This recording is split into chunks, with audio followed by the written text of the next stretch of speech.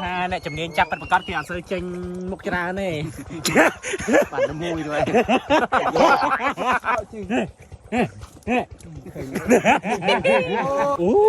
nè tiếp nó nơi mà không hay đó tiếp rồi mình tiếp này ô đó to không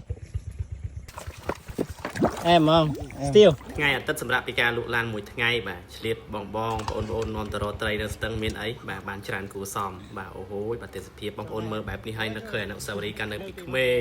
បាទនិយាយពីស្រុករបស់ខ្ញុំវិញគឺសម្បូរទៅមកបាទដងស្ទឹងដងអូបាទខែប្រាំងជាងទៀតទឹកពេលដែលទឹកស្រកគឺសម្បូរត្រីមែនតើបងប្អូនទាំងអស់គ្នាបាទដូចជាស្ដីនេះបាទបានឡើងកន្លះទូកហើយទៅនេះមិនមែនគ្នាច្រើនប្រហែលទេបាទនិយាយថាជាតិមានត្រីគ្រប់ប្រភេទបាទសម្រាប់ខ្ញុំវិញទៅក្រោយគេដែរទេបាទទៅដល់មានអីបាទគេដោត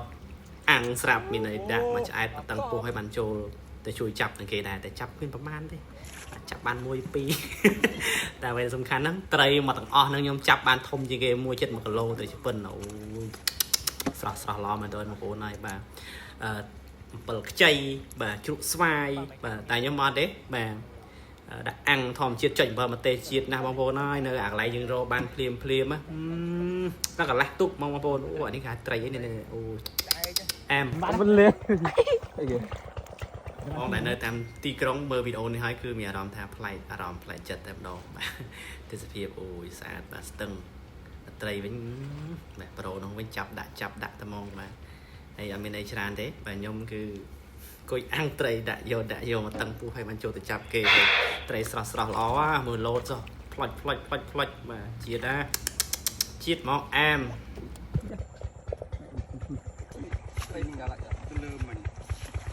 ណាcho bắt đây ê em không still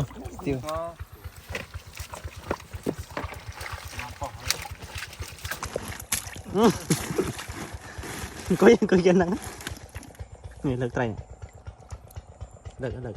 hay cầm trên camera đã cháu mồm xong mà về mà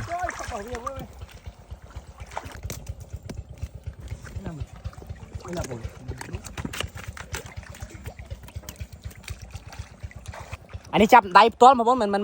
đặt phần ảnh hay crop ấy này chập đáy to mà chai mà smart á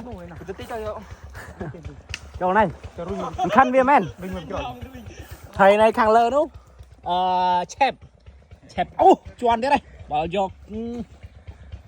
chắn này